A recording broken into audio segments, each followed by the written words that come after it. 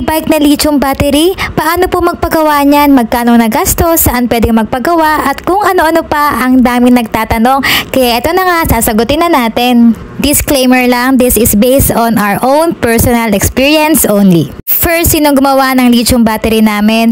Mister ko o asawa ko po. Meron po siyang background or idea or may knowledge po siya sa paggawa ng mga battery or yung mga wiring. Kaya naman po, naisipan niyang mag-upgrade sa lithium battery kasi nga po, nababagalan siya, nabibitin siya kapag nag-i-e-bike ng halos isang araw lang nauubos na. At dahil nga meron siyang knowledge, nagbasa siya, nag-search, nanood, at syempre, hindi lang basta kung ano-ano, dapat pag-aralang mabuti bago gumawa nito. So, lahat po ng materials na ginamit namin is from Orange Up. Simula po sa battery, wires, at kung ano-ano pa pong mga materials, dyan lang po namin binili. So, syempre, kailangan mo talagang pag-aralan. So, initially po, ang gastos niya is nasa 20,000, battery pa lang po yun. Pero, mga sir, mga ma'am, kung magpapagawa po kayo niyan sa labas sa ibang tao, nasa 30 to 40,000 po yan mga sis, mga sir. As far as I remember, this is 60 volts, 50 ampere. So yes, mas mabilis ang hatak, mas matagal ang battery. Naglalas siya sa amin ngayon ng 1 week, walang charge, walang recharge.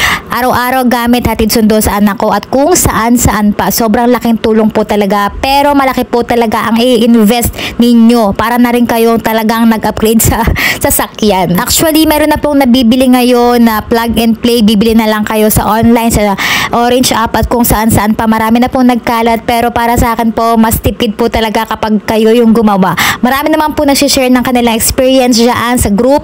Meron po tayong mga EMC group, NWOW group at kung ano-ano pang mga e-bike group, manood po kayo doon.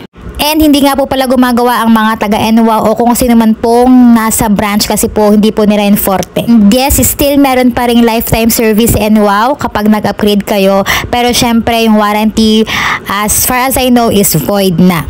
So anong ginawa ko dun sa lumang battery? Pinagbenta namin. Grabe, sobrang bago nun. 1 week pa lang talaga namin nagagamit. Pinagbenta na ng mas mababa kesa naman nakatambak, diba? So, ang payo ko sa inyo is kumuha kayo, maghanap po kayo ng talagang legit na gumagawa, yung knowledgeable na gumagawa ng mga ganitong klaseng battery para naman, syempre, kung gagastos kayo, talagang sulit.